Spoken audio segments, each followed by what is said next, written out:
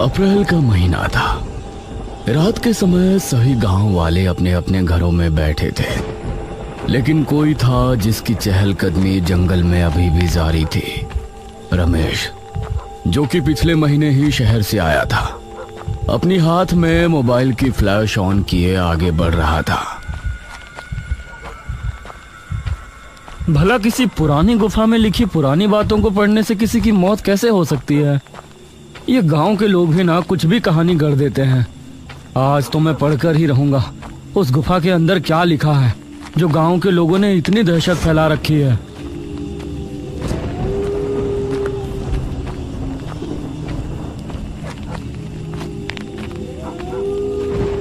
कुछ कदम चलने के बाद गुफा उसके सामने थी। वो बिना कदमों को रोके गुफा के अंदर चला गया।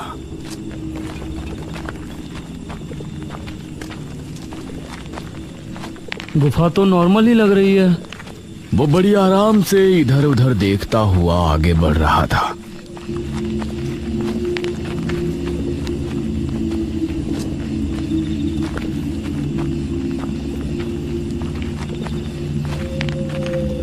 कुछ देर चलने के बाद उसे गुफा की दीवारों पर कुछ अजीब सी आकृतियां नजर आईं, और उनमें से कई आकृतियां बहुत ही भयानक थीं। अब उसे ये थोड़ा अजीब लग रहा था। तभी उसने एक दीवार पर कुछ लिखा हुआ देखा, जो कि संस्कृत भाषा में लिखा था। अरे बाप रे, ये तो कोई बड़ी गाथा लगती है भाई। ऊपर से लेकर नीचे तक की दीवार लिखाई से भरी है। उसने दीवार पर लिखी बातों को पढ़ना शुरू किया, और धीरे धीरे उसकी आंखें बड़ी होती चली गईं। जब वो दीवार की आखिरी लाइंस पर पहुंचा तो अचानक से उसके चेहरे के रंग उड़ गए। उसकी आंखें खौफ से बड़ी हो गईं। उसकी सांसें तेज तेज चलने लगी। हे भगवान, ये मैंने क्या कर दिया? वो उसी समय वहां से भाग निकला और गांव की तरफ रवाना हुआ।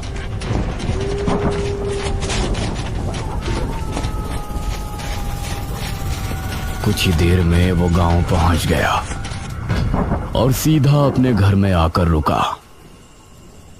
हे भगवान, मेरी रक्षा करना।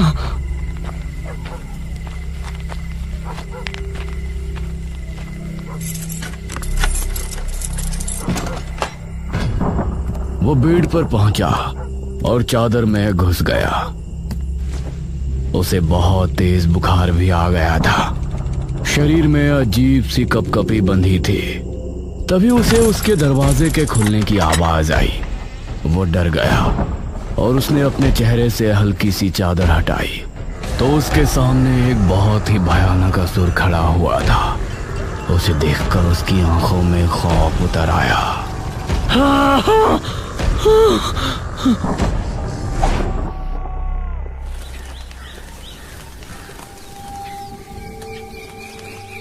सुबह होने पर उसका दूधिया दूध देने के लिए आया।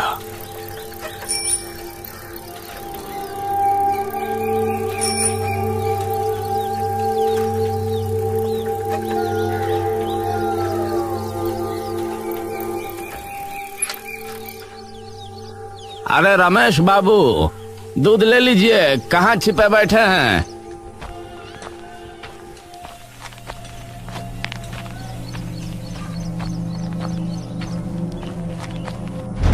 दूधिया ने देखा कि रमेश की लाश जमीन पर पड़ी है। उसकी आंखें खुली थीं, जिनमें छाया खौफ देखकर यह समझ आ रहा था कि उसने मरने से पहले कोई बहुत भयानक चीज देखी है। कुछ दिन बाद गांव में एक टांगा आया।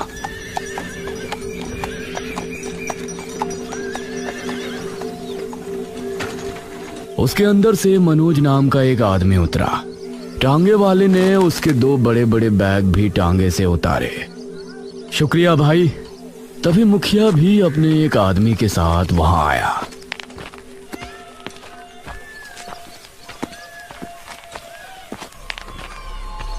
अरे अरे मास्टर साहब, आप क्यों ये संदूक उठा रहे हैं?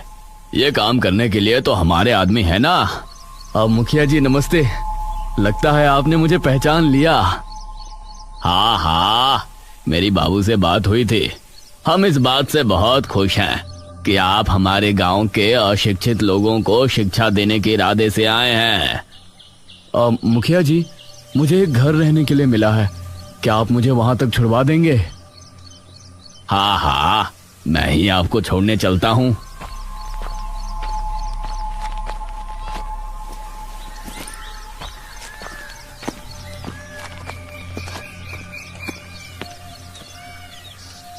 मनोज मुखिया की गाड़ी में बैठा और गाड़ी आगे बढ़ने लगी। वैसे वो घर बसावट से काफी दूर है। कुछ देर की यात्रा के बाद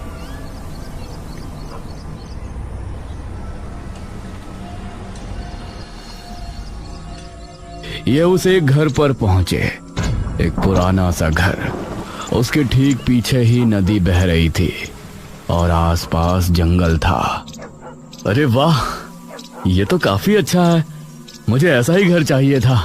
मुखिया के आदमी ने उसके दोनों बैग घर के अंदर रख दिए। मास्टर साहब, आपकी पाठशाला की सफाई का काम आज पूरा हो जाएगा। आप कल से पाठशाला शुरू कर सकते हैं। और शुक्रिया मुखिया जी। मुखिया उसे छोड़कर वहां से चला गया।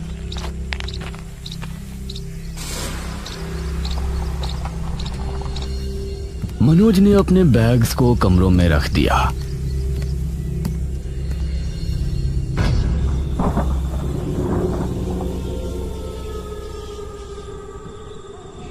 रात हो चली थी और उसे काफी ठंड लग रही थी। हे भगवान, यहां इतनी ठंड क्यों लग रही है?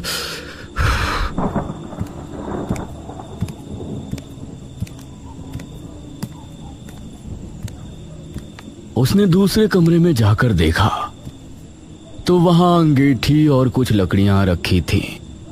अरे, ये लकड़ियां तो बहुत बड़ी हैं, इनको बिना काटे तो अंगीठी में डाला ही नहीं जा सकता। उसने सभी कमरों में देखा, लेकिन उसे वहां कुल्हाड़ी नहीं मिली। चलो बाहर जाकर देखता हूं, हो सकता है जंगल में छोटी लकड़ियां मिल जाएं। बिना काटे ये तो अंगीठी में नहीं आने वाली। वह घर से बाहर निकला। मौसम काफी ठंड था। उसने देखा कि नदी की तरफ कुछ छोटे पेड़ भी है। उन पेड़ों से छोटी लकड़ियों का इंतजाम हो सकता है। वह नदी के ही तरफ रवाना हुआ। सामने से आती लहरों का नजारा उसे बहुत मनमोहक लग रहा था।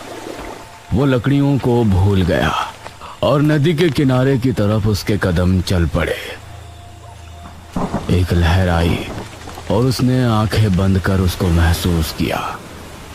उसके घुटनों तक पानी आया और लहर वापस जाते हुए पानी वो वापस ले गई। वाह, कितना खूबसूरत मंजर है ये।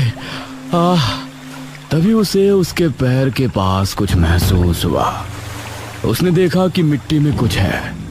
उसने मिट्टी हटाकर देखी तो वो हैरान रह गया।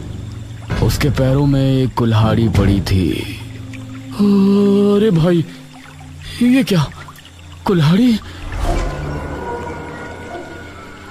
हाँ, यहां तो आसपास कोई है भी नहीं। फिर किसने मेरी इतनी फिक्र की? उसके चेहरे पर मुस्कान छलक आई। मुझे इसी की जरूरत थी। भगवान ने समुद्र के जरिए मदद की है। Thank you God.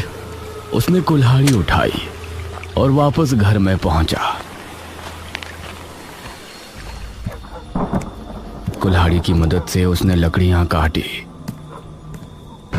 और फिर अंगीठी में डालकर आग लगाई। वाह, अब थोड़ी राहत मिली।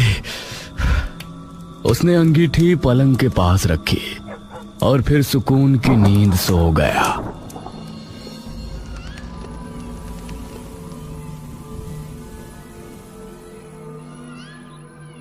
अगली सुबह मनोज अपने पाठशाला में पहुंचा। पहले दिन से ही वहां गांव के कई लोग शिक्षा लेने पहुंचे। मास्टर जी, ये नटूरे का क्या मतलब होता है? ये सुनकर मनोज मुस्कुराया। अरे चाचा जी, वो नटूरे नहीं, नेचर है। Nature nature. यह सुनकर सभी हंस पड़े। गांव के लोगों को पढ़ाना काफी मुश्किल का काम था, लेकिन मनोज को यह करने में बहुत गर्व महसूस हो रहा था।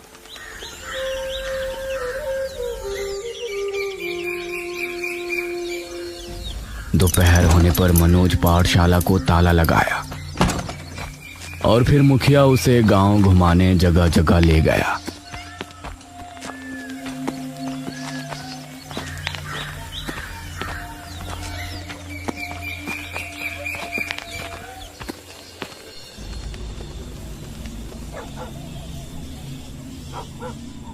शाम होने पर सभी आग के सामने बैठकर बातें करने लगे।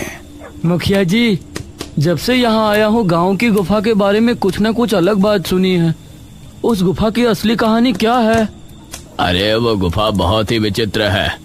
गुफा के अंदर जाना तो साधारण बात है, लेकिन उसके अंदर दीवारों पर संस्कृत भाषा में बहुत लंबी लंबी बातें लिखी हैं।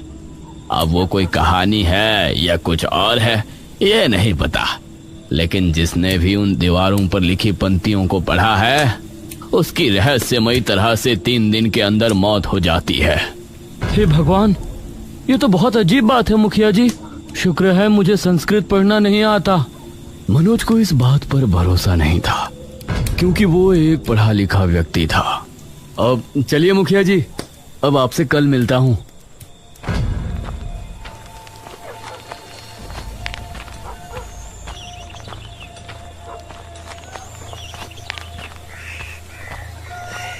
वो फिर अपने घर पहुंच गया।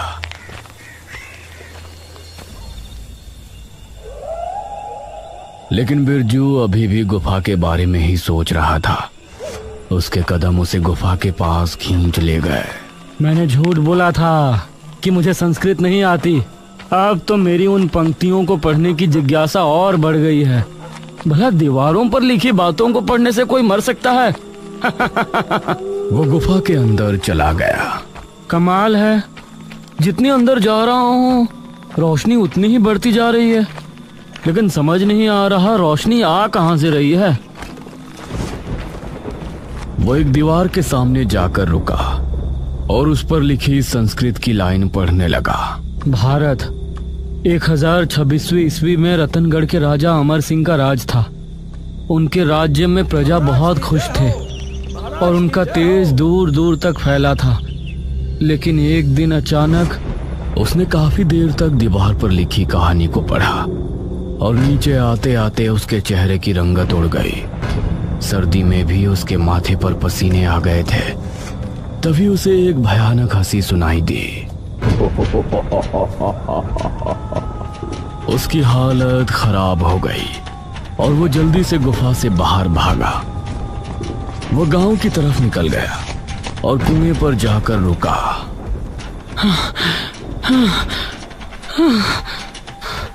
वो लंबी लंबी सांसें लेने लगा। उसे बहुत प्यास भी लगी थी। पानी। उसने कुएं में बाल्टी डाली और ऊपर खींची। उसके बाद उसने पीने के लिए जैसे ही चुल्लू में पानी लिया, वो पानी एकदम लाल हो गया और उसमें से बदबू आने लगी। उसने चुल्लू का पानी फेंक दिया और बाल्टी पर नजर मारी तो उसके अंदर साफ पानी ही था। वो जल्दी से वहां से अपने घर की तरफ भागा। अरे क्या हुआ आपको? इतना हाफ क्यों रहे हैं? कुछ नहीं, खाना लगाओ। उसने अपने डर को छिपाना चाहा, लेकिन इसमें वो नाकाम हो रहा था। खाइए ना, थाली आपके सामने है। उसने एक रोटी तोड़ी और जैसे ही मुंह में रखी तो उसे बहुत ही अजीब सा स्वाद आया और उसने रोटी वापस उगल दी। उसने देखा कि थाली में सब्जी की जगह कीड़े रेंग रहे हैं। अरे क्या हुआ आपको? जब बिंदिया ने देखा तो प्लेट में खाना ही था। वो कीड़े सिर्फ बिरजू को ही नजर आए थे। कुछ नहीं, वो मुझे भूख नहीं है। वो बिस्तर में गया और बुरी तरह से कांपने लगा। उसकी बीवी बिंदिया को उसकी बहुत चिंता होने लगी। अगले दिन सुबह 7 बजे मनोज की आंख खुली उसने उठते ही खिड़की से नदी का नजारा देखा। वाह, कितना खूबसूरत नजारा है। ठीक 8 बजे वो पाठशाला पहुंचा और पढ़ाने का काम शुरू किया और शाम होने तक वो मुखिया के साथ ही रहा। उस समय बिरजू भी काम से अपने घर को लौट रहा था। तभी उसे अपने पीछे से अचानक भारी कदमों की आवाज सुनाई दी। उसने डरते हुए पीछे मुड़कर देखा तो वहां कोई नहीं था। उसने फिर से चलना शुरू किया। वो फिर से कदमों की आवाजें उसे सुनाई देने लगी, लेकिन अब उसने रुकना ठीक नहीं समझा और अपने घर पहुंचा। बिंदिया, बिंदिया घर के अंदर नहीं थी। बिरजू ने मटके से लेकर पानी पिया। तभी उसे वही भारी कदमों और हंसने की आवाज सुनाई देने लगी।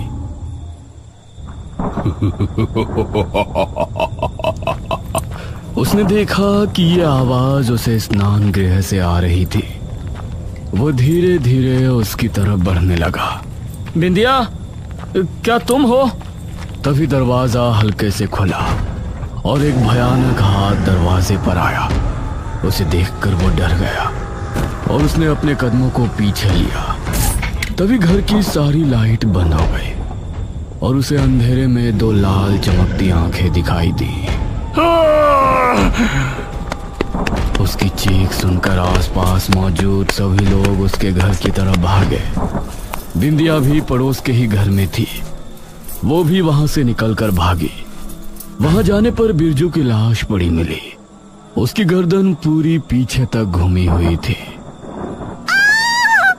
मनोज भी बिरजू की लाश देखते हुए बहुत हैरान था। जरूर ये गुफा के अंदर ही गया होगा। लेकिन इसने तो कहा था कि इसे संस्कृत पढ़ना नहीं आता। मनोज को यही लग रहा था कि उसका किसी ने खून किया है और गुफा वाली बात के सिर्फ आड़ ली जा रही है। कुछ देर बाद मनोज वापस अपने घर पहुंचा। आज तो चाय पहले ही पी लेता हूँ, बहुत थकान हो रही है। और चाय बनाने के लिए किचन में गया।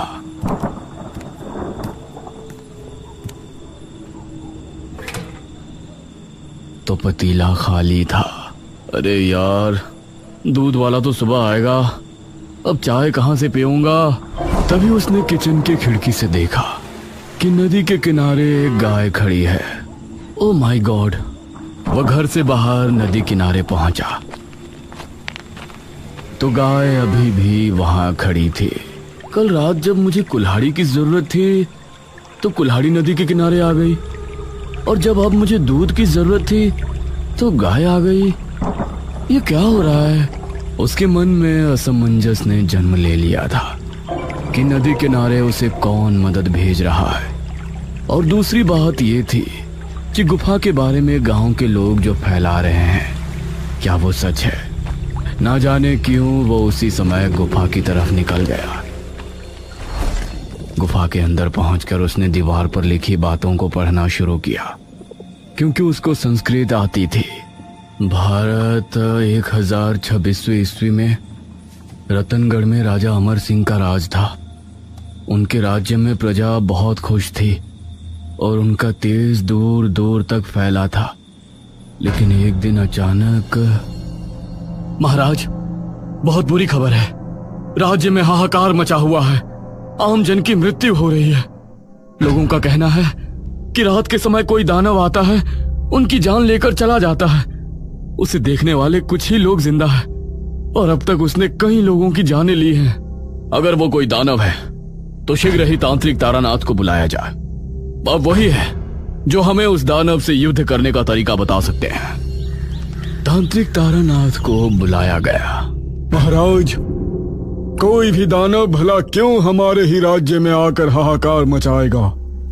हमें नहीं लगता कि यह कोई आम दानव है। महाराज, उस दानव ने जहां आखिरी हमला किया था वहां से हमें कुछ मिला है। क्या मिला है? उसे सामने लाइए मंत्री जी। मंत्री ने ताली बजाई और एक दरबार एक थाली लेकर आया।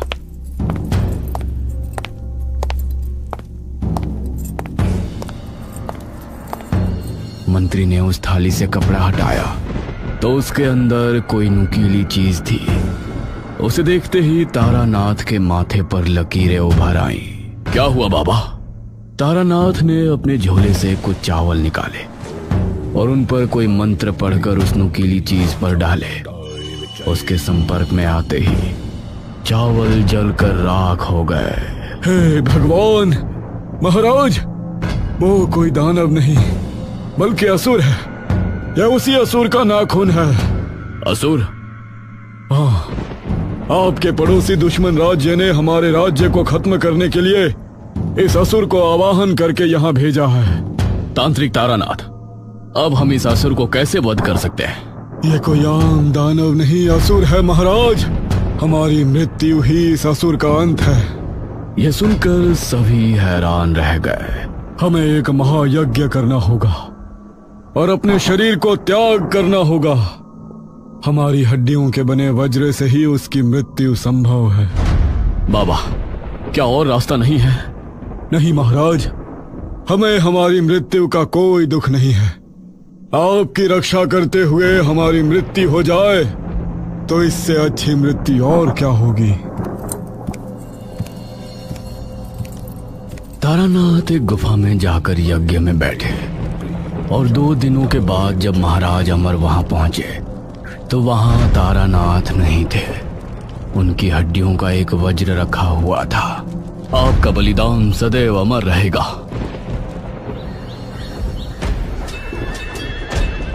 अगले दिन राज्य पर दुश्मन राज्य के राजा रुद्र सिंह ने हमला किया। अमर सिंह अपनी सेना के साथ पूरे जोश और होश से उनका मुकाबला कर रहे थे। अमर सिंह, अब तेरी मौत तय है।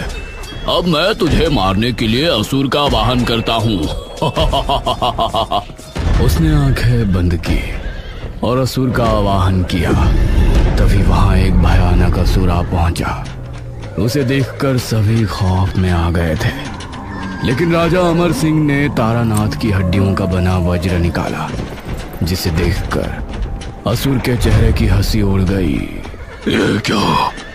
उस तारानाथ ने अपने शरीर का त्याग दे दिया। क्या हुआ तुझे? तू ऐसे क्यों डर रहा है? तारानाथ की हड्डियों का बना वज्र, इससे तो मेरा अंत हो जाएगा। अब मैं इस युद्ध में तुम्हारा साथ नहीं दे सकता। नहीं, अरे मैंने तुझे असुर लोक से बुलाया है। तू मेरी मर्जी के बगैर वापस नहीं जा सकता। हाँ, नहीं जा सकता, लेकिन मैं अगले 1000 साल के लिए खुद को एक गुफा में बंधित कर सकता हूँ, जहाँ ये वज्र नहीं जा सकता। ये कहकर असुर वहां से भाग गया। अमर सिंह ने उसी समय रुद्र को खत्म करके अपने राज्य को बचा लिया। इतना पढ़कर मनोज रुक गया। अरे, आगे की कथा कहाँ लिखी है? वो थोड़ा और आगे गया तो उसको अगली दीवार पर आगे की कथा लिखी मिली। असुर ने इस गुफा के अंदर खुद को बंधित कर दिया। राजा अमर सिंह अब अगले 1000 साल तक उस गुफा के अंदर नहीं जा सकते थे, मतलब पूरे जीवन काल में कभी भी नहीं। इसीलिए उन्होंने आज्ञा देकर ये सारी कथा इस गुफा के अंदर लिखवा दी। लेकिन गुफा से बाहर आते ही लिखने वाले मर गए। उस समय के ज्योतिषों ने भविष्यवाणी की कि इस गुफा के अंदर जो भी जाएगा और वो ये कहानी पढ़ेगा तो असुर उसे मार देगा। जब कई सालों बाद महाराज अमर सिंह फिर से जन्म लेकर इस गुफा के अंदर जाएंगे तो उन्हें यह कथा पता चलेगी और उनके कदम पड़ते ही अगली रात में ही असुर गुफा से आजाद हो जाएगा और राज्य में हाहाकार मचा देगा। उस समय महाराज अमर सिंह को यह वज्र ढूंढकर उसे खत्म करना होगा। इतना पढ़कर मनोज हैरान रह गया। अब उसे भी डर लगने लगा था। तभी उसे एक भयानक आवाज सुनाई दी।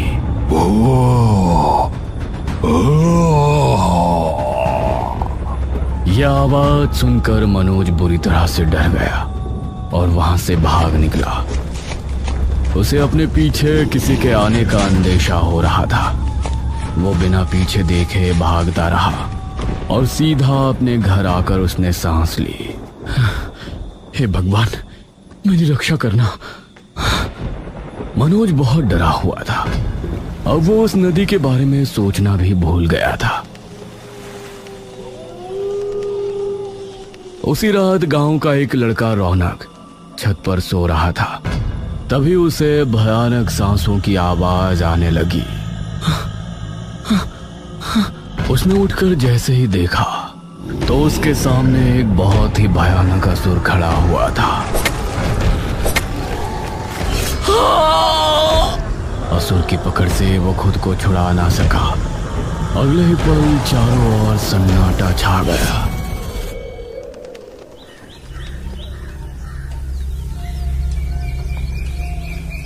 सुबह होते ही गांव में उसके ना रहने की खबर फैल गई और माहौल शोकमय हो गया।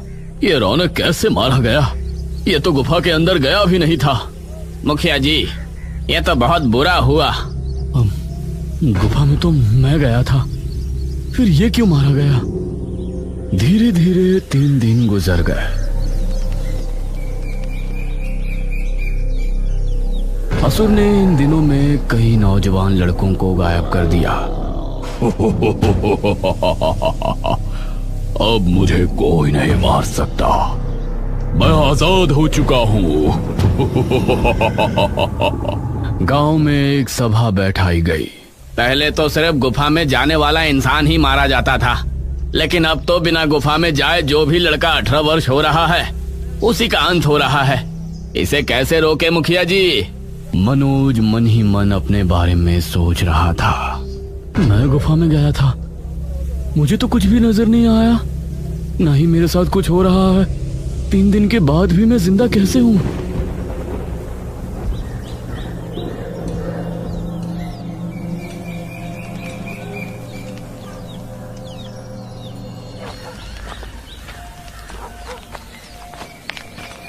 मनोज घर पर आया और इसी सोच में डूब गया कि उसकी जगह गांव के लोग क्यों मारे जा रहे हैं।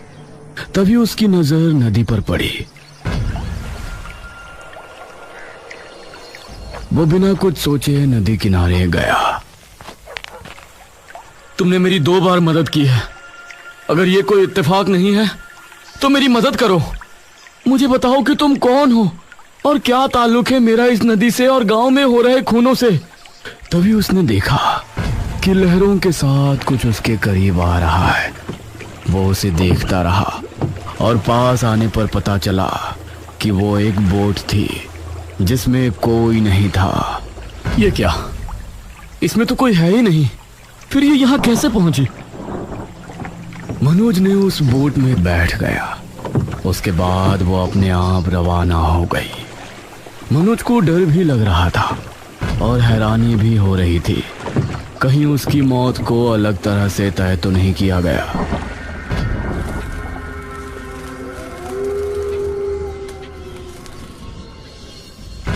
वो बोट एक किनारे पर जा लगी जहां सामने ही एक पुराना किला नजर आ रहा था। एक किला इस टापू पर?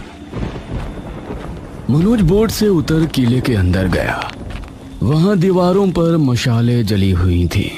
आ जाइए महाराज। ये सुनकर मनोज ने सामने देखा तो उसे वही तांत्रिक तारानाथ नजर आया। कौन हो तुम? मुझे महाराज क्यों कह रहे हो? मैं तांत्रिक तारानाथ। इस जन्म में आप भले ही मनोज हैं, लेकिन पिछले जन्म में आप हमारे महाराज अमर सिंह थे। ये सुनकर मनोज हैरान रह गया। तुम अगर तारानाथ हो तो तुम तो मर गए थे। आपके सामने मेरी आत्मा है महाराज। इसका मतलब है कि मैं ही राजा अमर सिंह हूँ, इसीलिए मेरी मौत नहीं हुई। जी महाराज, जैसा कि आपने पढ़ लिया होगा कि आपके कदम गुफा में पड़ने के बाद असुर गुफा से आजाद हो जाएगा, तो वो आजाद हो चुका है। हे भगवान, मतलब जितने भी गांव के लोग मारे जा रहे हैं उनका जिम्मेदार मैं हूँ? ऐसा ना सोचे महाराज, आप बस उस असुर का अंत कर दें। वो खासकर 18 वर्ष के नौजवानों को इसलिए मार रहा है कि अगर उसने 21 नौजवानों को मार दिया तो फिर वो मेरी हड्डियों के बने वज्र से भी नहीं मारा जाएगा। उसकी शक्ति बढ़ जाएगी। मेरी हड्डियों के बने वज्र को इस्तेमाल करने का समय आ गया है। कहाँ है वो वज्र? आपको डर था कि आपके दुश्मन उस वज्र को ढूंढकर खत्म ना कर दें, इसलिए आपने उसे इस किले के तहखाने में रखवा दिया था। और मेरी आत्मा उसकी देखभाल कर रही थी। मैं आपको बुलाने के लिए ही आपकी मदद कर रहा था कि आप एक दिन मन में सवाल लिए जरूर यहाँ आएंगे और अपने कर्तव्य के बारे में जानेंगे। यह सुनकर मनोज ने आगे कुछ नहीं कहा। तारानाथ की आत्मा के साथ वो तहखाने में पहुंचा जहां रखा हुआ वज्र चमक रहा था। अगली रात गांव के लोगों में डर का माहौल था। रविशंकर के बेटे मोहित का जन्मदिन था, लेकिन खुशी मनाने की जगह सभी खौफ में थे। रविशंकर और उसकी पत्नी मोहित के पास ही बैठे थे। माँ, बाबूजी, आप इस तरह क्यों मेरे सर पर बैठे हैं? मुझे मेरा जन्मदिन मनाना है। अरे बेटा, तुम्हारी जान खतरे में है, हम तुमको अकेला नहीं छोड़ सकते। हाँ, वहीं कुछ लोग घर के बाहर भी टहल रहे थे। मोहित रविशंकर का इकलौता बेटा है, उसकी मौत नहीं होनी चाहिए। हमें उसे हर हाल में बचाना है। हाँ मुखिया जी। तभी इन सभी को भारी कदमों की आवाज सुनाई देने लगी। इन सभी ने पहली बार असुर को आते देखा। इनकी आंखें खौफ से फट पड़ी और दिल बुरी तरह दहल गया। तुम लोग मुझे नहीं रोक सकते। वो रविशंकर के घर की तरफ बढ़ा। तभी कुछ गांव वाले उसकी तरफ भागे। उसने अपने एक ही हाथ से उनको ऐसा धकेला कि वो दूर जा गिरे और फिर उसने रविशंकर के घर का दरवाजा तोड़ दिया। उसे देखकर रविशंकर और उसकी पत्नी डर गए और मोहित का दिल दहल उठा। असुर ने आगे बढ़कर मोहित को अपने कंधे पर उठा लिया। तुझे तो मैं गुफा में ले जाकर आराम से खाऊंगा। वो मोहित को लेकर घर से निकला। तभी उसके सामने मनोज आ गया। छोड़ दे इसको असुर, छोड़। ओह, तो तू मुझे रोकेगा? उसने मनोज को धक्का देना चाहा, लेकिन उसे छूते ही असुर को एक झटका सा लगा। मोहित उसके हाथ से छूट गया और उसके माता पिता ने उसे खुद से चिमटा लिया। यह कैसे हो सकता है? मैं तो तुझे मच्छर की तरह मसलने की शक्ति रखता हूँ। तभी मनोज ने अपने पीछे छिपाया हुआ वज्र निकाला, जिसे देखकर असुर हैरान रह गया। मैं कोई आम इंसान नहीं, राजा अमर सिंह हूँ। तेरी मौत। यह सुनकर असुर के चेहरे पर खौफ उतर आया। वो वहां से भागने लगा। तभी मनोज ने आगे बढ़कर उसके सीने में वज्र घोंप दिया। असुर बुरी तरह से अहंकार भरने लगा।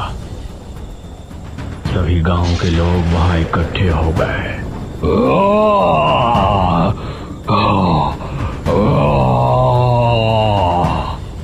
एक तेज चीख के साथ वो खत्म हो गया और राख बनकर ढेर हो गया।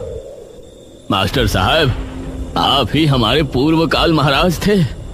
जी, वो तो पिछले जन्म की बात है। मैं अब सिर्फ आपका मास्टर साहब ही हूँ। मोहित के माता पिता ने मनोज का धन्यवाद किया और सभी ने उसकी हिम्मत की सराहना की। मनोज को अब बहुत अच्छा लग रहा था, क्योंकि उसने गुफा के खौफ को हमेशा के लिए खत्म कर दिया था और असुर के साथ बुराई का वध कर दिया था।